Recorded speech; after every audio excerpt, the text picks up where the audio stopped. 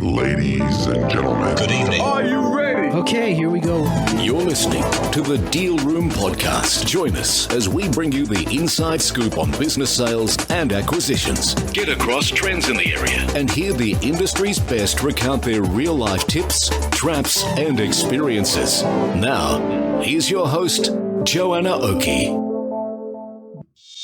Hi, it's Joanna Oakey here, and welcome back to the Deal Room Podcast, a podcast proudly brought to you by our commercial legal practice, Aspect Legal. Now, today we have the fabulous Richard Hemingway talking to us about lots and lots of really important and interesting information coming out of the Bizstats database and from his own experience in the market in relation to the state of the market and state of valuations in the market. Now, Richard talks to us today wearing many, many hats, listening to the podcast as we talk about the many hats that he wears and the many interesting statistics that he has been able to draw out of Bizstats data and his other exposure in the industry.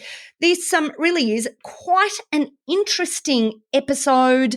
We dig into various market changes and some interesting statistics. So buckle in. Here we go with our discussion with Richard Hemingway. Excellent. Richard, huge thank you for coming onto the podcast today. Oh, it's great to be here again, Joanna. It's been a while, hasn't it?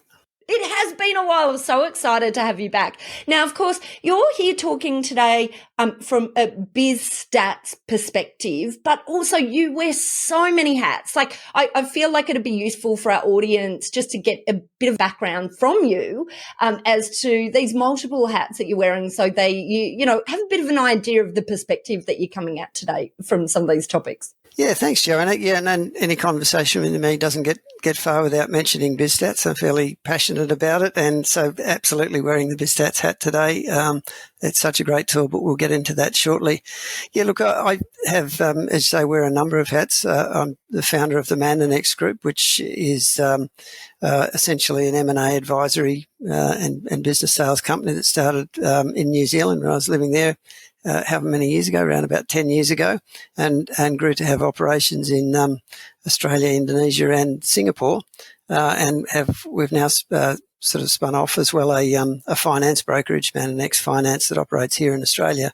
But latterly, and with in particular in Australia, I've sort of merged my business here in with Blue Mount Capital, which is a mid-market investment bank, long established with a deep pedigree in the market. And I'm the CEO of the Blue Mounts business in Sydney, which so with all those hats, yeah, I'm a busy boy a lot of the time.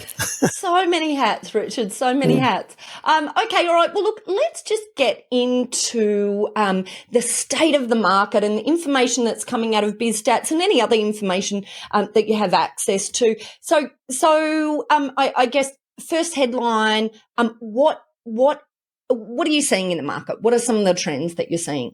Yeah. Thanks, Joanna. Well, it's interesting. We've certainly, within Bizstats, we've had a brisk start to the year and have had, over the last year, we've had around about, in excess of 400 sales going to our Bizstats database, which is great. It shows a couple of things. It shows that there's, more traction for Bizstats as a tool that brokers out in the market are actively using and wanting to participate in growing for the benefit of that whole sort of SME sort of business sales side of the market.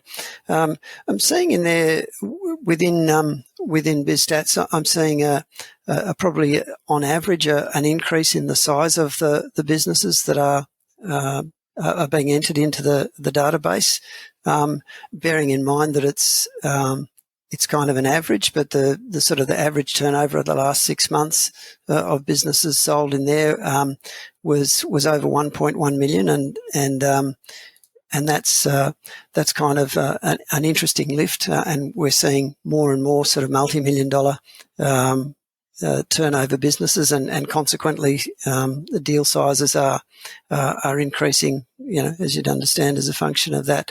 So the database itself is getting some great traction, and it, as I say, it means that it's very important. And here's my sort of first plug for this, I guess. Very important that that active brokers out in the market should think about joining the AOBB and start contributing their sales, and consequently getting access to the sales that are in the that are available.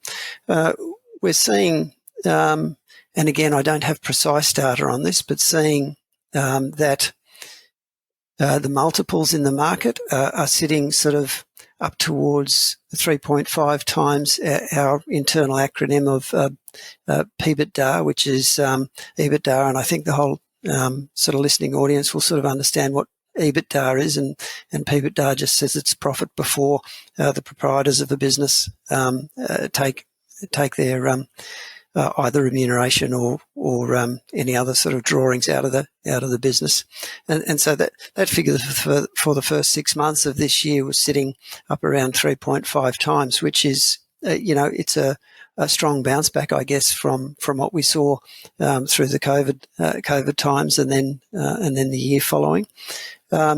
Seeing in there as well. And forgive me, I'm just flicking between screens to make sure I don't tell everybody incorrect figures, relying on my memory.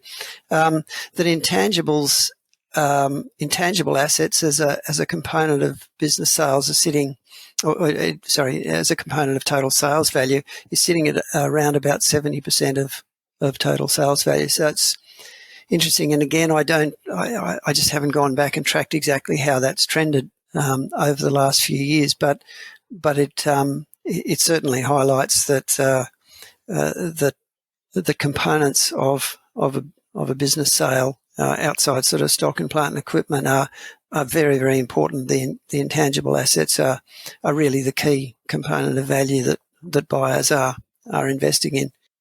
Fascinating. That really is fascinating, because, I always look at it from the perspective, well, what's the value for the buyer, and how are they seeing that value will transfer? And of course, when we're talking about tangible assets, that concept of transfer of value is so much easier than the intangibles. So, fascinating. Okay, interesting. And then, have you seen any data on any sort of trends from an industry basis? So any industries that you're seeing a lot more activity in, or a lot stronger sort of performance?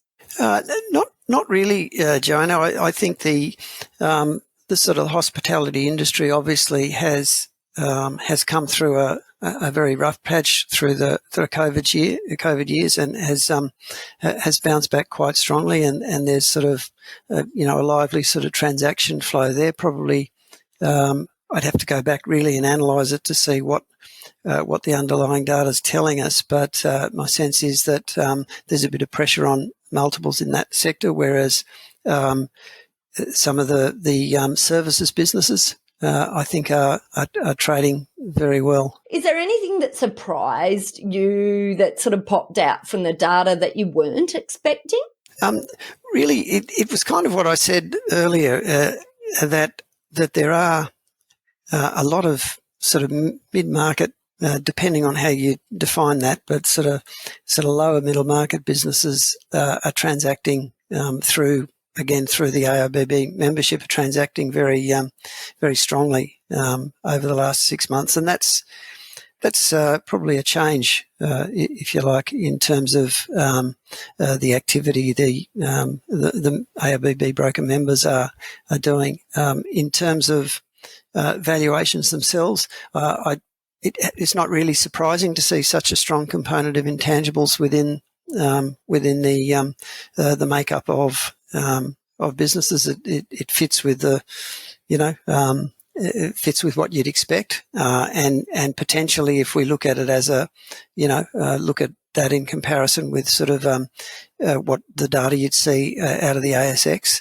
I think the component of intangibles, looking at the total sort of market capitalisation in the ASX, would be significantly higher than that 70% number. So that kind of makes sense.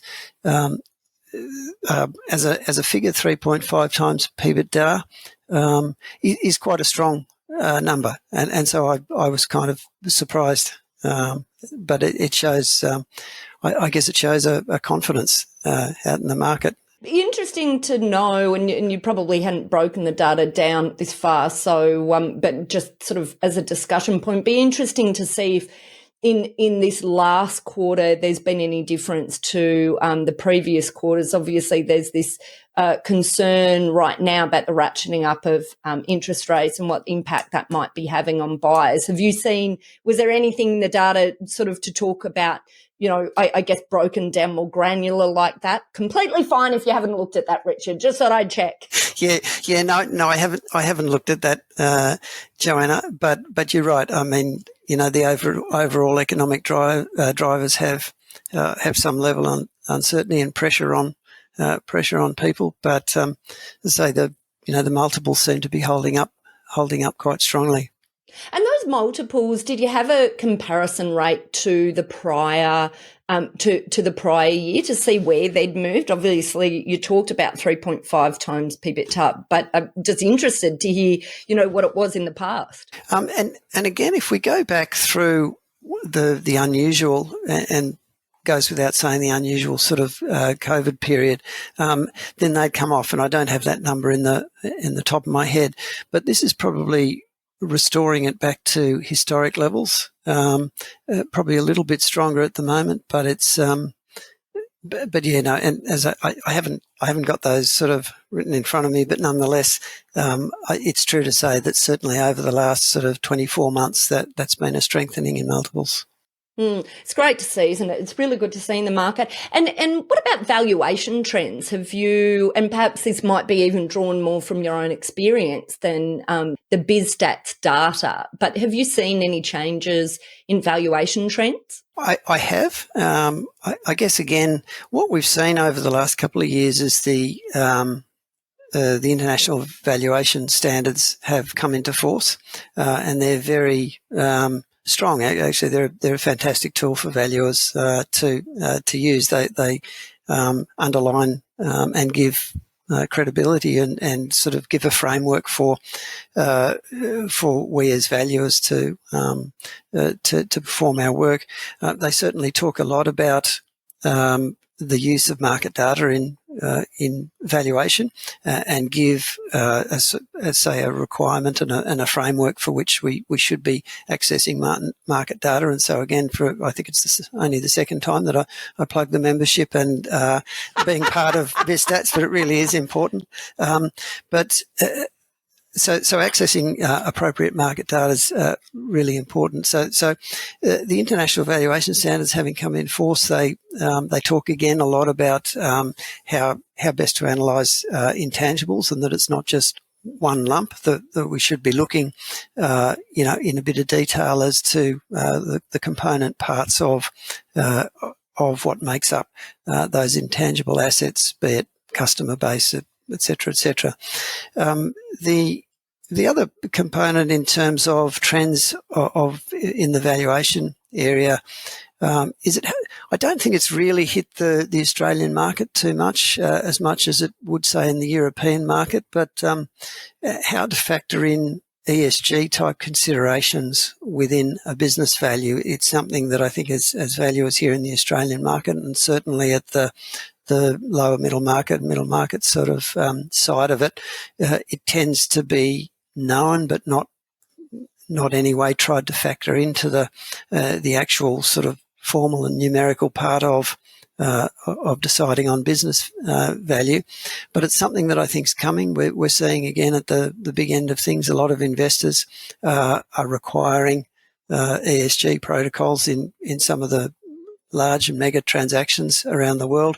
And just as we've seen in our chat that may not be live yet in the podcast, but anyway, we talked around some of the components of the rep and warranty insurance and those sorts of things that are finding their way down into the lower middle market. Just as we're saying that, I suspect over time, as valuers in this end of the market, we're going to need to take a more formal and methodical way of assessing ESG impacts. And I guess the other thing that is seeing in the market, and this is really a question and something that we'll need to keep a watch on, is the impact of AI on business valuation. I think you can find your favourite AI sort of tool and ask it against some parameters to do the task for you. There's a long way to go before that's realistic, and I guess I need to say but truly believe that I'm not sure that it will ever get there in terms of that, because there is so much. There's a science in valuing a business, but there's also a great deal of experience and it's wrong to say gut feeling, but experience and non-quantitative factors that need to be brought into to arriving at an appropriate value for a business. So it'll be interesting to see what the AI space does to valuation and techniques used for valuation. And what's some of your tips, or even, are there ways in which you're using AI at the moment, or you feel that we're very close to being able to use AI in that area? Oh, look, there are. It depends a little bit, I guess, on what other tools you use.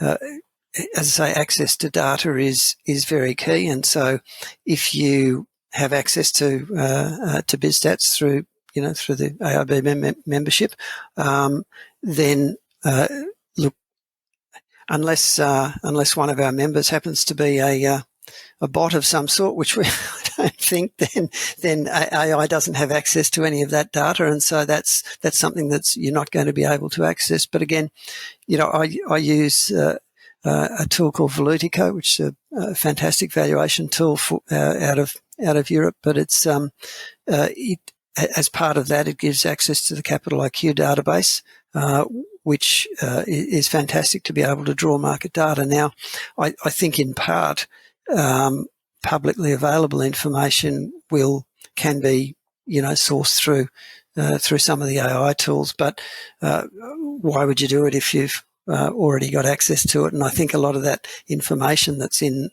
most of the the chat GPTs, etc., is a bit historic and dated, and therefore will sort of be compromised in its utility within the valuation space. But look, over time, I think it's going to evolve. It's going to evolve as something that can create efficiency. So rather than doing everything for you, it will potentially be able to create efficiency in terms of some of the drafting and what have you, so that we can spend more time sort of thinking rather than doing type of thing. And it's kind of unrelated, but maybe interesting for listeners. As part of a number of sort of large ERP system implementations I did back in public company days, we sort of started those processes thinking that we'd be gaining significant hard dollar cost savings out of such implementations. But once you get through them, you realise it's not the cost savings that are important. It's more changing people's job to ensure that people are spending more time thinking and adding value than doing work by rote sort of thing. And I suspect it's going to be the same sort of efficiency gain that will allow people to get through some of the laborious parts of the work and allow them to then sit back and really deeply interrogate parts of the valuation, which are give rise to the key value drivers within any business, and allows more thinking time, if you like, which would be a good evolution, really. I mean, the whole topic of AI, we could do many podcasts just about the, AI and the potential impact on the industry. I see many opportunities, so many opportunities, but also, I've spent a lot of time working out what the opportunities and also what the risks might be in the use of AI. And at the moment, it has this incredible ability to produce information that sounds hugely credible, but contains a whole heap of inaccuracies. So, I mean, I think that is the risk. You know, we certainly still need to be, filtering information even closer than perhaps we were before, because there's things that sound credible can be completely off the mark. So, I guess there's something going on in the background there. Oh, look, all of this is fascinating. And I guess, one of the things that we should do is just restate, access to the Bizstats database comes through AIBB membership. And through that membership, you get access to the data. But also, I think it's fair to say there should be an expectation on members to be adding in the data. And, what are some of the benefits do you see of being a participant in adding in the data? Because, let's just bust a few myths here. You're not giving away commercially sensitive information simply by uploading data, because the data is anonymized. There's no identifying information within that data. I think it's useful to add that in, Richard. Yeah, no, absolutely. It's really important to add it in, Joanna, and thank you for pushing that line, because it is important to understand. Even I sit as the administrator of the Bizstats database, if you like, and even I've got no idea, what businesses they are that are going in there. So as a user of the database, you don't have that visibility. What's happening in the database, and this is not quite directly answering the question, but we actually are seeing more and more members of the AIBB inputting data, which is great. I think it's something like well over 100 members, and we're at an all-time high now with the number of members who are contributing data. And what that means is that the type of sales that are being entered into the database are more varied. We're getting more industries, more locations and geographies that are going in there. We're getting a greater spread of small, medium and larger businesses in there. So as the database grows, the tool's getting more and more useful for members. And so the consequence of that obviously is the more members that participate, the better the data is. And that's really in everybody's interests. I guess we don't need to go back over the philosophy of why a private business sales database exists. Private information is by definition private, or private business sale information is by definition private. What that means is that it really is very hard to benchmark what's going on in the market without access to data. And the more data there is, the more accurate that is. That feeds into accurate pricing of businesses, which then in turn increases. It allows expectations from a seller point of view to be realistic. It gives a great sort of benchmark to an overambitious seller who's able to see that their expectations are out of line with the market. That's very important, and that then helps facilitate that a transaction sort of happens at the right level. And the converse can apply. You can have business owners who feel their business is only worth a certain amount, and by observing transactions in the market, it can go the other way. So, it's important at both sides of it. And look, as I say, it's self-evident that the more data that's in there, the more representative it is of what's happening in the market. And I think that's just to everybody's interest. One other thing that I'd love to see in the data one day, and I don't think it is I think the data in Bizstats is for completed deals, not not sellers who've put their business on the market and then ultimately not found a buyer. Is that right? There's no data that sort of captures that element. No, Bizstats is just for completed sales. That's right. I know some of the business sale portals will allow and publish publish data on businesses that are for sale at the moment. But to my knowledge, there's no data out in the market that shows businesses that have been for sale and have not sold. Well, as an aside, I just still see that as a massive opportunity because, of course, we've got this body of businesses that, and data, and successful sales, but there's so much in the market, and I feel it's like increasing in the market. I don't know if that's correct or not, but this the businesses that aren't selling, and I think it's a huge, ultimately there's a lot of opportunity if we're able to help direct sellers as to what differentiates that sale versus non-saleable business. And we put out lots of content around that. I know lots of people talk about that, but it's very interesting, to watch how that number, that percentage sort of moves over time. Yeah, and it is very interesting, and look, a lot of the work I personally do out in the market at the moment is in the sort of capital raising side of things, but I think there's a close parallel in what I'm about to say through to the M&A world and the business sale world.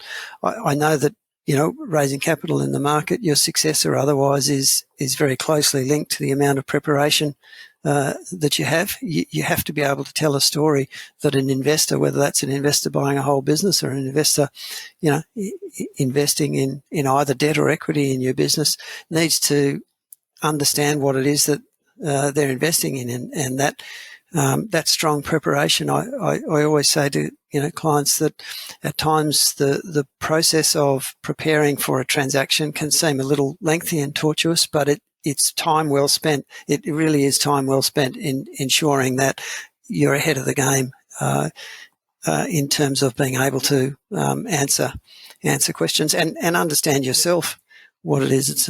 Again, going to sound nerdy again here, but it's quite an enjoyable process working with business owners in terms of preparing the story and getting the ducks in a row in terms of a prospective transaction. Love it.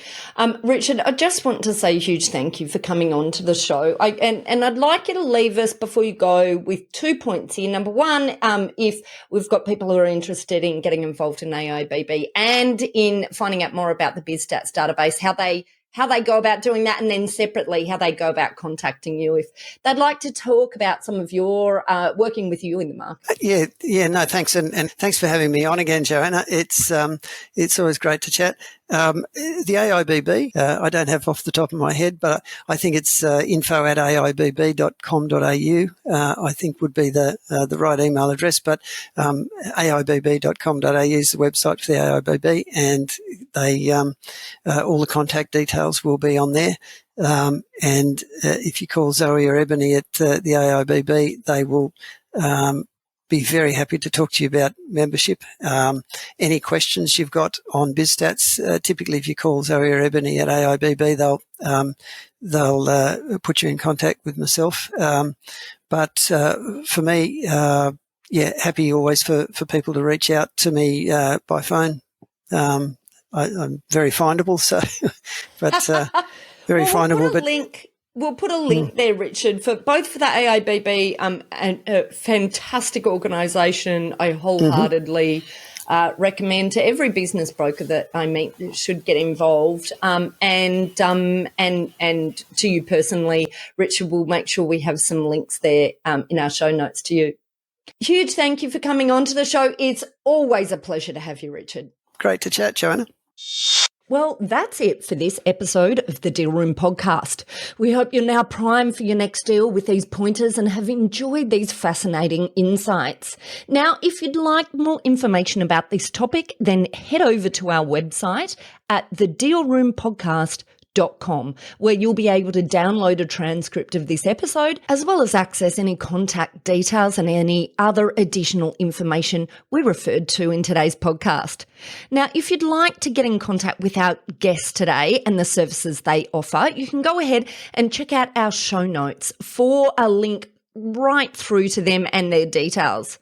You can also book in directly with our legal eagles at Aspect Legal if you'd like to soundboard your next steps, discuss a legal question, or find out more how we can assist, whether that's with buying or selling a business, or perhaps somewhere in between. Now, don't forget to subscribe to the Deal Room podcast on your favourite podcast player to get notifications whenever a new episode is out. We'd also love to hear your feedback, so please leave us a review and rating if you're already one of our subscribers, or even if you're listening to this podcast for the very first time. Every review helps our team produce valuable content for you. Well, thanks again for listening in. You've been listening to Joanna Oakey and the Deal Room Podcast, a podcast proudly brought to you by our commercial legal practice, Aspect Legal. See you next time.